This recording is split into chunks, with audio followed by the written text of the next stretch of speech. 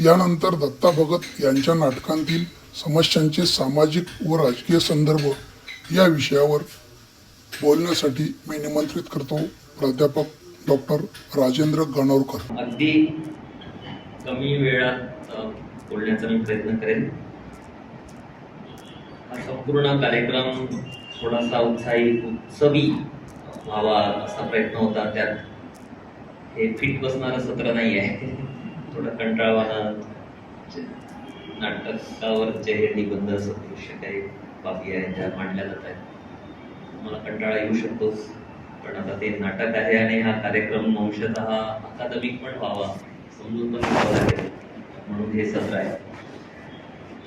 मी तणाव या संकल्पनेला घेऊन मुख्यतः मांडणी करेन. नाटकाच्या मुळाशी आणि आपल्या सर्व अभिव्यक्तीच्या मुळाशी तणाव असतो. नाटकाच्या बाबतीत ते श्रेय ऍक्शनला दिलं जातं. ऍक्शनला मराठीमध्ये आपण काय म्हणू शकतो? क्रिया. पण क्रिया हे बाह्य प्रकटीकरण आहे, एक दृश्य आहे बाबची, रंगमंचावरती सादर केली जाते. त्या क्रियेच्या मागे एक तणाव आहे. कोणत्याही नाटकामध्ये, पारंपरिक असो अथवा राजकीय असो, सामाजिक नाटक, त्याच्यामध्ये तणाव आहे. तणावाचा टक्का आणि स्वरूप कसं आहे यावर मग त्या सगळ्या नाटकाचं स्वरूप ठरतं. त्या तणावाची चर्चा झाली समीक्षेमध्ये. सुरुवातीला कवितेच्या संदर्भात झाली. एक अमेरिकन कवी समीक्षक होते, त्यांनी टेन्शन इन पोएट्री नावाचा एक निबंध लिहिला आणि त्यांनी तो टेन्शन शब्द जो आहे तो एक्सटेन्शन, इंटेन्शन अशा संकल्पनांमधून त्याला वेगळं केलं आणि सांगितलं की कवितेच्या मुळाशी काय तणाव आहे. कवितेला आपण संहिता मानतो आणि मानायचे जास्त आधी सुरुवातीला की संहिताच आहे मुळात. आणि मग संहितेचं वाचन कसं करायचं, तर मग त्याचं पृष्ठस्तरीय वाचन राहील. शब्द काय आहेत, त्याचं बाह्यरूप काय आहे, त्याचा शब्दार्थ काय, आणि मग एक आंतरिक असं खोलवरचं वाचन राहील ज्याच्यामध्ये आपण प्रतीकांच्या पातळीवर जातो. सूचक काय आहे, त्या कवितेमध्ये काय सूचन केलेलं आहे ते बघतो. अशी एक चर्चा जुन्या काळात झाली, 100 वर्ष होती. तिथनं समीक्षा पण नंतर बदलली आणि जेव्हा आपण चर्चा दलित नाटकाची करतो किंवा इतर कुठल्या पण 60 जगभरातल्या वेगवेगळ्या प्रवाहांमध्ये आलेल्या नव्या साहित्य प्रकारांची करतो, तेव्हा तो केवळ तणाव राहत नाही, तो खाजगी तणाव राहत नाही, व्यक्तिगत जीवनातला तणाव राहत नाही. आता साहित्य तसं तुम्ही वाचत पण नाही, तुम्ही वाचत असतील तर ते बरंच कालबाह्य वाटेल. हा तणाव जो आहे हा इसेन्शियली सामाजिक आहे. तो राजकीय पण असेल वगैरे इतर पण असेल, पण त्याला आपण ढोबळमानाने असं म्हणूयात की सामाजिक तणावाकडे लक्ष अलीकडे वेधलं जातं. तो जर खाजगी असेल आणि त्यात जर सामाजिक ताण असेल तर काय गफलती होतात याची चर्चा बीज भाषणात झाली. आता सरांनी थोडंसं निर्देश केला. तर भगत सरांच्या एकांकिकांचा हा संग्रह आहे. हा एवढं एकांकिका, आणि याला तेंडुलकरांची प्रस्तावना आहे. ती बरीचशी नकारात्मक आहे प्रस्तावना. वाटतं ते की भगत सरांचा काही पुढे पुढे त्यांनी तरी अर्थाने सांगितलं की महत्वाचे नाटककार आहेत, पण एकूण भूमिकेमध्ये बऱ्याच तेंडुलकरांच्या पण काही धारणा आल्या, होणारकरांनी सांगितलं. आणि भगत सरांना घेऊन पण त्यांनी काही लिहिलं, दत्ता भगतांना घेऊन. त्यात एक मुद्दा असा आहे की प्रेक्षकाला जे हवं आहे ते देण्याची व्यावसायिक नाटककाराकडे लागते ती तयारी भगत यांच्याकडे नाही. भगत यांची नाटकं पुणे मुंबईमध्ये सादर झाली, पण ती अनुषंगिक आणि काही प्रायोगिक आणि काही अपवादात्मक हौशी अगदीच काही अशा कुठल्या प्रसंगाने झाली, अन्यथा नाही. तेंडुलकरांचं तसं नव्हतं. तेंडुलकरांना आपण काही पारंपरिक नाटककारांच्या यादीमध्ये ठेवत नाही, तरी पण ते एक अत्यंत लोकप्रिय नाटककार म्हणून ते पुढे आले. पण तेंडुलकरांच्या मर्यादा काय होत्या? एक नाटककार म्हणून, एक साहित्यिक म्हणून, समीक्षक म्हणून, हे जसं आपल्याला नामदेवच्या कवितेला लिहिलेल्या प्रस्तावनेमध्ये दिसतं की त्यांना हे जग अनभिज्ञ होतं. या प्रस्तावनेमध्ये पण काही दिसतं. तेंडुलकरांच्या नाटकांच्या मर्यादांची एक चर्चा राम बागठारनी केली. अतुल पेठेंनी तेंडुलकर आणि हिंसा नावाचा एक भौतिकपट तयार केलेला आहे.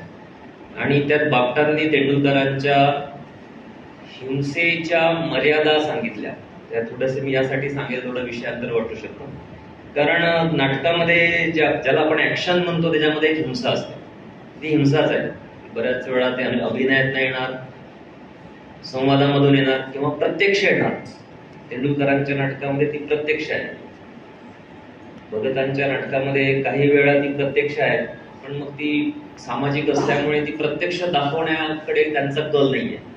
मला काहीतरी करायचं आहे, मारायचं, ते प्रत्यक्ष मारणं हे त्यांच्या मध्ये महत्वाचं बनत नाही. पण त्या मारण्यामागची किंवा तशी एक प्रकारची इच्छा बाळगण्यामागची जी काही कारणमीमांसा आवश्यक आहे ती भगतांना महत्वाची वाटते. आणि म्हणून मग ते तेंडुलकर म्हणतात तसे काही ते व्यावसायिक दृष्ट्या खूप यशस्वी वगैरे असे नाटककार नाही आहेत. कारण नाटक पाहणाऱ्यांना जे हवं आहे ते तेंडुलकर देतात, ते भगत देतात.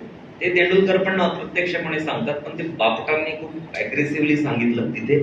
त्यांनी सांगितलं की एकतर तेंडुलकर हे हिंसेचं उदात्तीकरण करतात. सखाराम बाइंडर पाहताना ते प्रेक्षकाला कुठल्या प्रकारचा आनंद मिळत असेल, पण ते हिंसा बघणे ही एक माणसाची जर काही गरज असेल ऍट ऑल, तर ती तेंडुलकरांची नाटकं पूर्ण करतात का, हा एक भाग आहे. घाशीराम कोतवाल मध्ये सुद्धा एक विशिष्ट अशा प्रकारचं खूप स्पेक्टॅक्युलर असा शो सगळा करणे, त्या सगळ्या याचा कालखंडाचा, याच्यामधनं ते प्रेक्षणीय नाटक केलं जातं. तसं भगतांची नाटकं होऊ शकत नाही. बापटांनी दुसरी टीका अशी केली की राजकीय सामाजिक कारणांकडे तेंडुलकर दुर्लक्ष करतात. आता हे जरा जास्त महत्वाचं आणि थोडस नोंद घेण्यासारखी बाब आहे की सामाजिक तणाव किंवा अगदी व्यक्तिगत म्हटला तरी तो जो तणाव असतो त्याच्या मुळाशी असलेली जी कारण आहेत ती व्यक्तिगत नसतात, तर ती सामाजिक आहे, ती स्ट्रक्चरल आहे, ती संरचनात्मक आहे. आणि ती वगळून जर तुम्ही ती ज्या व्यक्तिरेखा आहेत त्यामध्ये जे पात्र आहेत त्यांच्यामधला जर तो तणाव दाखवत असाल व्यक्तिगत पातळीवरचा, तर ते वास्तवदर्शी नाटक होऊ शकत नाही. तेंडुलकरांची ती एक मर्यादा राहते असं बापट म्हणतात. तिसरा जो भाग आहे तो अशा प्रकारच्या मांडणीतून पर्याय येत नाही. आता मी थोडस वाचणार होतो, पण 15 मिनिटांमधले मी 12च घेतले. मी माझे 3 मिनिटं घेतले, मी 12 मी 2-3 एकांकिकांचा शेवटचे 3-3 वाक्य पण वाचणार होतो, पण मी ते टाळे. सरांनी त्याचं खूप चांगलं जपानीज चित्रपट दिग्दर्शकासोबत तुलना करून तो मुद्दा स्पष्ट केला. आणि चौथा मुद्दा जो केलाय राम बापटांनी तेंडुलकरांच्या बाबतीतला, तो मध्यम वर्गावरची अकारणची टीका त्यांच्या सगळ्या ह्याच्यामध्ये आली. त्यामुळे एकूणच वर्ग निर्मिती आणि मध्यम वर्ग कडचं इतकं तणावाची जी काही मांडणी आहे ती मध्यम वर्गाकडे नकारात्मक दिशेने घेऊन जाते. तसं एक्झॅक्टली तसं भगतांच्या नाटकांमध्ये होत नाही. त्यांच्या नाटकामध्ये मध्यमवर्गीय पात्र आहेत. हे मी एकांकिकेविषयी बोलणार आहे. एकांकिकांमध्ये पण आहेत. खरं तर एकांकिका किती कमी अवकाश उपलब्ध करून देते नाटककारांना. एकतर ती कुठल्या तरी कारणाने लिहिली जाते, शालेय महाविद्यालयीन किंवा कुठल्या तरी वेळ प्रसंगी ती कुठली तरी गरज पूर्तीसाठी लिहून दिली जाते. त्याच्याकडे बघण्याचा आपलाही समीक्षकांचा दृष्टिकोन हा दुय्यम असा राहतो. नावात सुद्धा ते स्त्रीलिंगी करून टाकलंय. मी विचार करतो की अंक हा पुरुष वाचक शब्द आहे. अंक, त्याला एकांक म्हणता आलं असतं, पण ती छोटी आहे तर एकांकिका, आणि तिचं किरकोळीकरण त्या सगळ्या वाङ्मय प्रकाराचं शब्दापासून सुरू होतं. पण भगतांची एकांकिका वाचताना आणि बघताना एक गोष्ट जाणवते की हा जरी सूक्ष्म छोटा असा अवकाश, अवघ्या 30-35 मिनिटांचा अवकाश नाटककाराला एकांकिका देते, पण त्यांनी हाताळलेले विषय जे आहेत आणि त्याची जी खोली आहे, त्याची जी काही व्याप्ती आहे, ती एक विसंवाद त्याच्यामध्ये तयार होईल की एकांकिका तुम्हाला काय देते आणि नाटककार त्याच्यामधनं किती मोठं काही सांगू पाहतो. ते तेंडुलकर म्हणतात ते खरंच आहे की त्यांना भरपूर काही सांगायचं आहे आणि एकांकिका तेवढा अवकाश देत नाही. आणि मग तिथे एक तारांबळ, एक कसरत ही नाटककाराची सुरू होते आणि ती किती जीवघेणी दमछाक करणारी असू शकते हे दत्ता भगत यांचं एकांकिका वाचताना लक्षात येतं. वाटापळवाटा थोडा तरी एक मोठा अवकाश 2-2 तासांचा देतं. तेवढाच विषय ते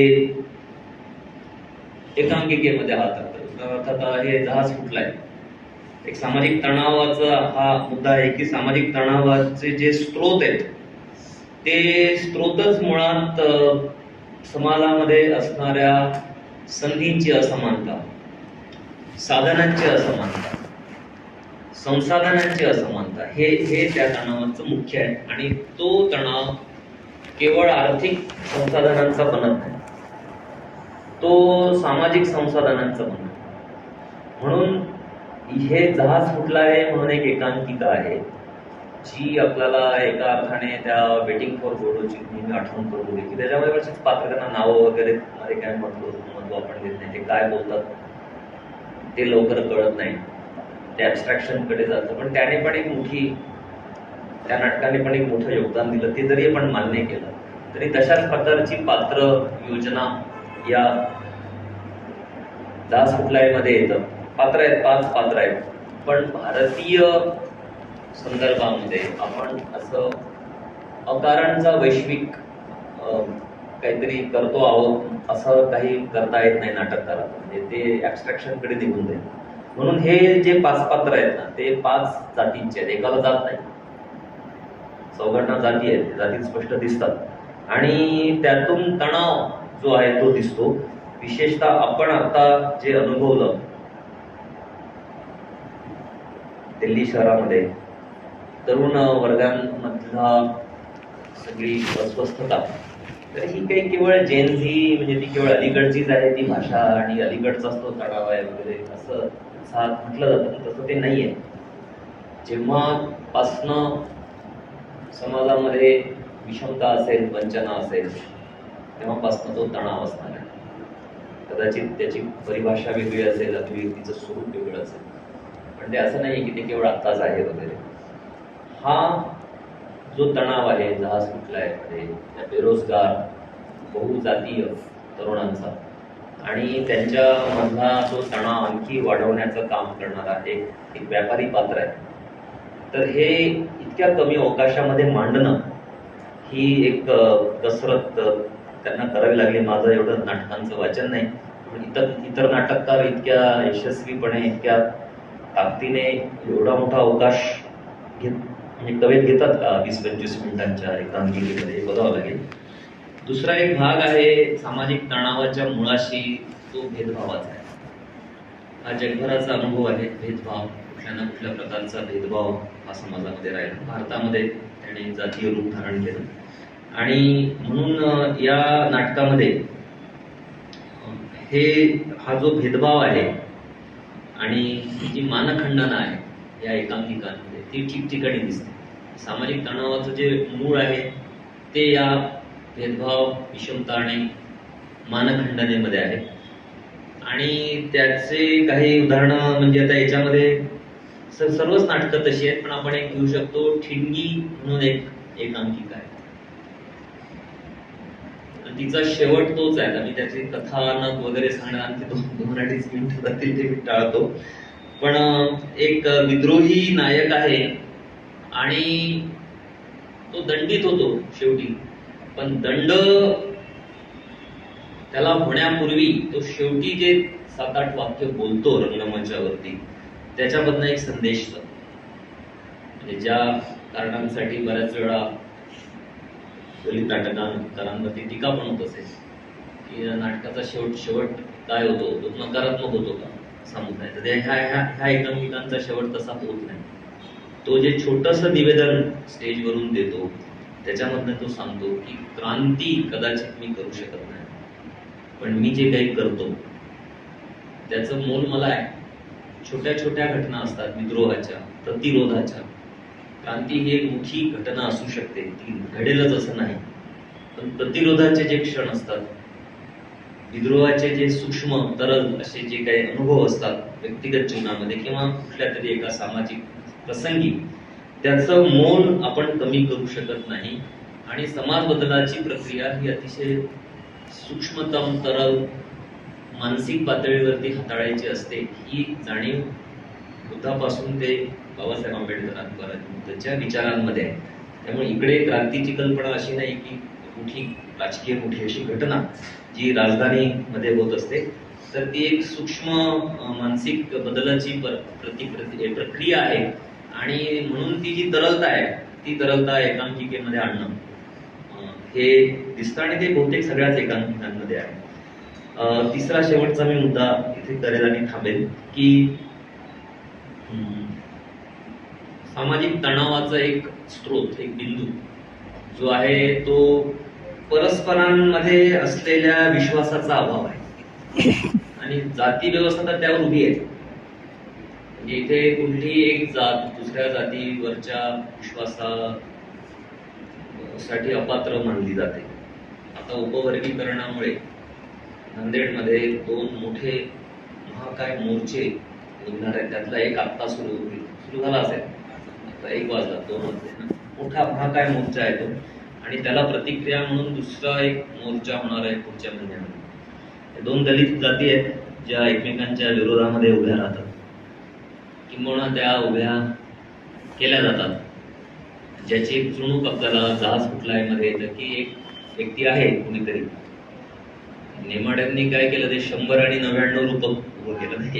एक आहे तो स्पॉइलर असतो. तर ह्या 2 जाती आता उभ्या केल्यात.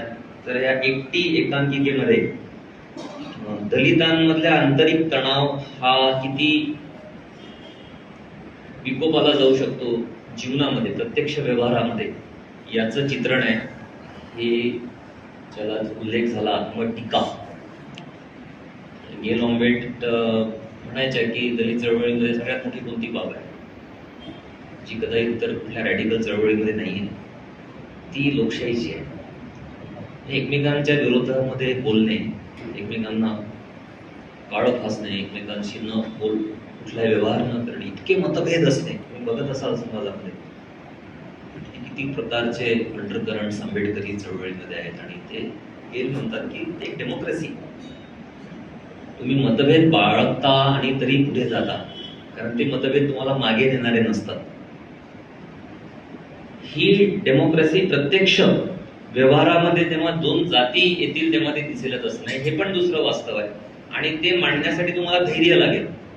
ते धैर्य किती लोक बाळगतात माहिती नाही. नाटककारांमध्ये किती नाटककारांनी बाळगलं हे माहिती नाही मला. दलित जातींमधल्या तणावाचं चित्रण जे इतिहास काळापासून आहे, मान आणि महार या दोन्ही अगदी तळच्या जाती आहेत, पण त्यांच्यामधला तणाव हा इतिहासामधून तो निर्माण झालेला आहे आणि समकाळाने त्या तणावाला उग्र असं एक रूप दिलेलं आहे.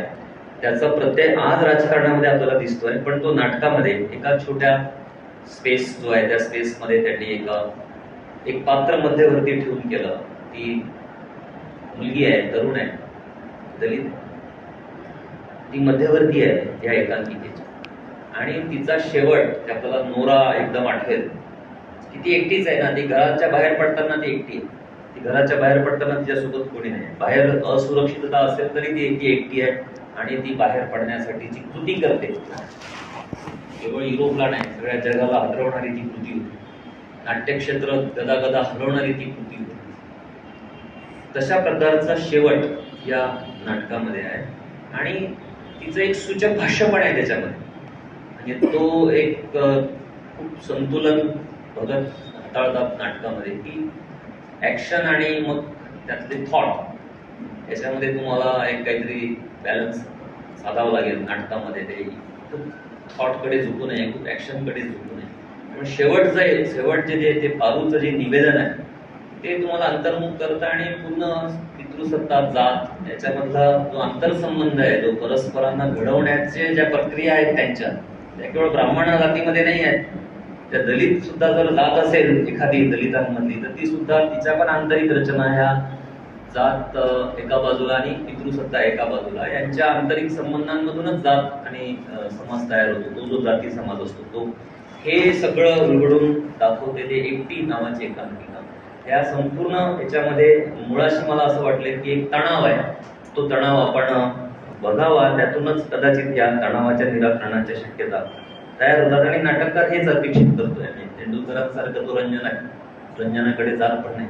त्या तणावाचं निराकरण कसं होईल, रिझोल्युशन कसं होईल, त्याला विकासने ते सोशलिस्ट रिअलिझम म्हणते. तुम्हाला नुसतं काही हे दाखवायचं नाही वास्तव, तर त्या वास्तवाच्या मुळाशी असलेल्या कॉन्ट्रडिक्शनचा पण एक निराश समाजामध्ये करता यायला पाहिजे. मला असं वाटतं की भगत यांची जी नाटकं आहेत ते त्या दिशेने जातात, विशेषतः एकांकिका पण ते मांडण्याचा मी थोडासा अल्प असा प्रयत्न केला. सगळ्यांच्या आभार.